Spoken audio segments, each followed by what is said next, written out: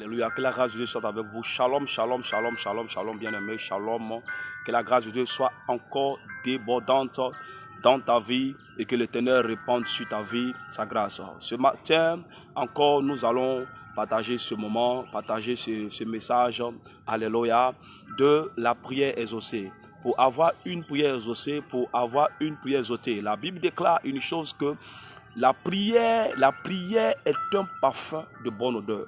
Pour que votre prière monte à Dieu comme un parfum de bonne odeur, comme le déclare le livre de Apocalypse 8, verset 3 à 4, la Bible dit, la Bible parle de la prière des saints qui est un parfum de bonne odeur. Il va falloir que vous enlevez dans votre vie les renards, comme le déclare dans le livre des Cantiques, du chapitre 2, le verset 15. Il dit, prenons-nous les renards, les petits renards qui ravagent les vignes, car nos vignes sont en fleurs. Alléluia. Les petits renards qui ravagent les vignes. Donc il y a des renards dans des vies qui peut être l'offense, qui peut être le manque du pardon, qui peut être la désobéissance, qui sont des renards qui rongent les vignes. Et la Bible dit que nous sommes la plante de Dieu, la vigne de Dieu.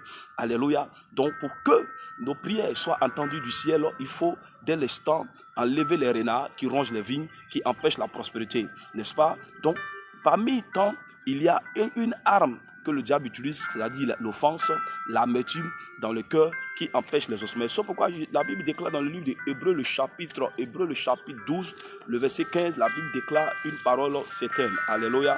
La Bible déclare un certain, il dit, veillez à ce que personne ne soit privé de la grâce de Dieu. Veillez à ce que personne ne soit privé de la grâce de Dieu. Hébreux chapitre 12, le verset 15, il dit, veillez à ce que nul ne se prive de la grâce de Dieu, à ce qu'aucune rancune d'amertume poussant des rejetons ne produise du trouble et que plusieurs en soient infectés. Vous voyez, comme je l'avais dit dans une vidéo précédente, l'amertume te prive de la grâce. L'amertume te prive de la grâce de Dieu. L'amertume, ça peut être dans le cas où tu as entrepris quelque chose et la chose n'a pas marché. Et comme la chose n'a pas marché, du coup, cela est comme l'amertume dans ton cœur. Tu as entrepris dans un business, dans une affaire, tu as investi une forte somme et du coup, tu es sorti sans gagner quelque chose. Ce à quoi tu espérais est anéanti. Ton espérance est anéantie à tel point que tu n'as pas atteint ce à quoi tu t'es fixé dans l'esprit. Et cela a causé l'amertume et tu refuses de pouvoir t'engager. Ça peut être dans le cas d'une relation qui s'est brisée. Dans le cas d'une relation qui s'est brisée et du coup tu as dans ton cœur l'amertume à tel point que tu n'envisages même plus entreprendre encore une autre nouvelle relation. Pourquoi? Tout simplement parce que c'est la première relation ou la relation que tu as eue a creusé en toi l'amertume. S'il te plaît, ne sois pas privé de la grâce. Dieu t'a réservé le meilleur. Ne sois pas privé de la grâce. Le renard dans ton cœur qui ronge la vigne, il faut le chasser, qui est l'amertume. La racine de cette amertume, chasse-le, car le Seigneur a le meilleur pour ta vie.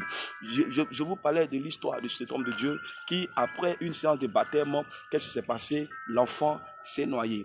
Un enfant s'est noyé. Donc du coup, cet enfant qui l'a baptisé s'est noyé. Et après avoir péché l'enfant, prié le Seigneur pour que la résurrection, rien ne s'est passé. Cet homme de Dieu vraiment a eu un mal. Et du coup, et pour pouvoir relancer l'œuvre de Dieu, cela a pris du temps, jusqu'au jour où le Seigneur se révèle à lui pour lui dire, ceci est de ma volonté. Et c'est en cela que l'homme de Dieu a repris encore force pour pouvoir chose.